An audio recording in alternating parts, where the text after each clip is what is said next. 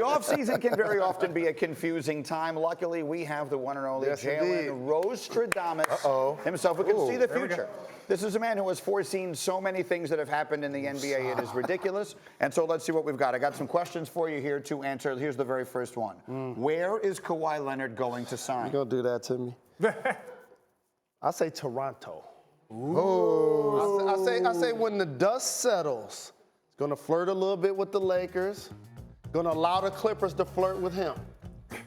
He's gonna go right back to Toronto and have a nation behind him, a training staff that allowed him to create load management and win a championship.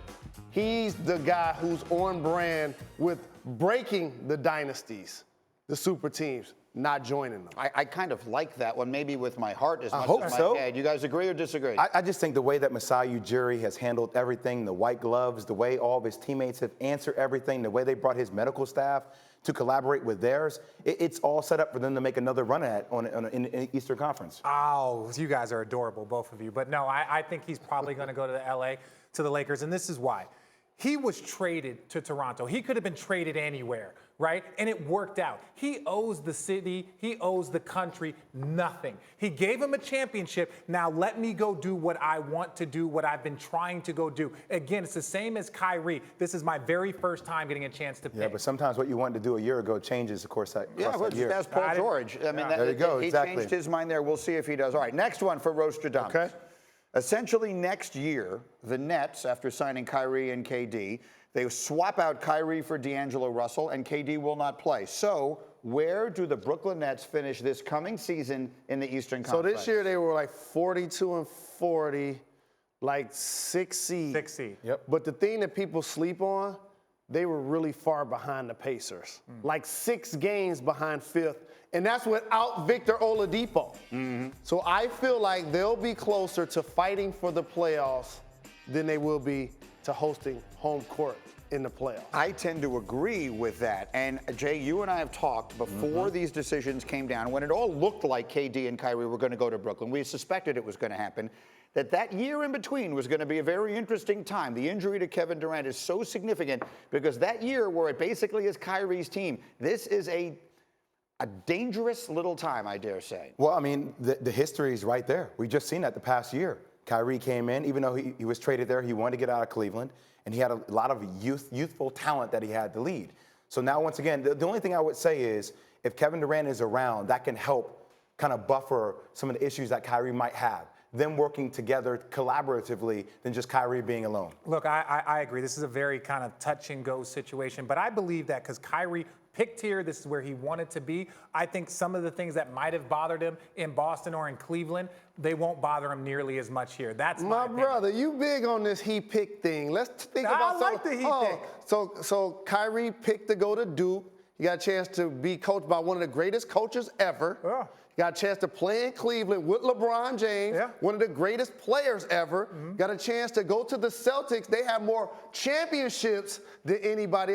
He got some good situations. No, he didn't. I'm not saying the situation was bad. I'm just saying this was his first opportunity since he went to Duke to sit back and say, let me evaluate where I want to go do. Let me go to the next one for Mr. Rose-tradamus here. You heard Bobby Marks earlier this morning on Get Up say he does not think the Warriors are going to make the playoffs this coming season. So same question for them. Where do they finish in the West this year? Same as the Nets. I don't think they host home court, but I think they'll be fighting for their lives. 7th seed, 8th seed. It's what I thought about the Lakers going into this past season.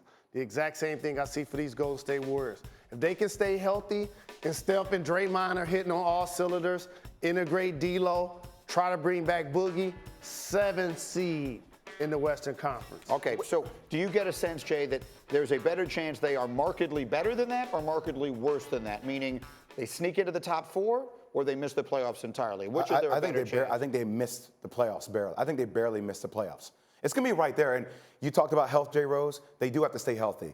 But the usage rate for Stephen is going to be way higher than it's been in a long time for him, right? Can he maintain that as he gets older? And then Draymond Green, that's a big question to me. I know it's a contract year, but one of the things that made him so great is that he had guys like Clay, guys like Steph, to pass the ball to and knock down shots. I mean, can D'Lo do that? But He's used to having the ball in his hands all the time. But that's why D'Lo's not always used to having, because he played with Karis LeVert. He played with Spencer But he Dinwiddie. wasn't playing well with Karis LeVert, though. He wasn't playing well. He hadn't played. Kenny Atkins put Karis LeVert in front of him. D'Lo was coming off the bench He until hadn't Karis LeVert got played hurt. as well at the level that he did when he left, but they were still playing well. Okay, and I have one more for you here, Jalen Rose-tradamus.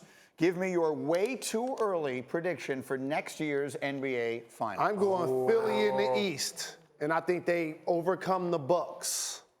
In the West, I'm going with the Lakers. They already have LeBron. They already have AD. And if they get Kawhi, That's not fair. We talk so much about super teams. We've never seen 3 of the top 5 players at the same time. Wouldn't that just be Be the best super team of all time. I would not. Of Let's all calm down. time. They still gotta play. This is the most super team. This is super We haven't friends. even talked about Kuzma. We haven't even talked about Kyle Kuzma. We haven't even talked about the possible additions around like JR and Andre Iguodala. Are you serious? They're coming too. Can we analyze what just happened here? Did Rose-tradamus just predict that Kawhi is going to go back to Toronto and then predict the Lakers are going to win the West because Kawhi is going But that's to so be there? typical Jay Rose, though. I love said it. If he goes. Kawhi How about signs if he with doesn't? You ready? If Kawhi don't sign with the Lakers, you know who I'm taking? Tell me. Utah. Utah. That's a popular pick these days. A lot of people picking the Utah Jazz with the taking additions Utah, they made Denver. with Bogdanovich. Yeah. Denver, you've been the guy on the Denver Nuggets bandwagon forever. How did you all Hey, you sort ready of for fall this? off? Go You ready ahead. for this? You want the Western Conference Finals? Yeah. Utah and Denver. There you go. And don't sleep on Bol. Remember I told you that. Michael Porter get Jr. healthy. and Bol He can get healthy. Remember I told you He can get healthy. that. He can get healthy. I like All them the both. action is going to be in the Mountain Time Zone. Thank you for watching ESPN on YouTube. For more sports, highlights, and analysis, be sure to download the ESPN app. And for live streaming sports and premium content, subscribe to ESPN+.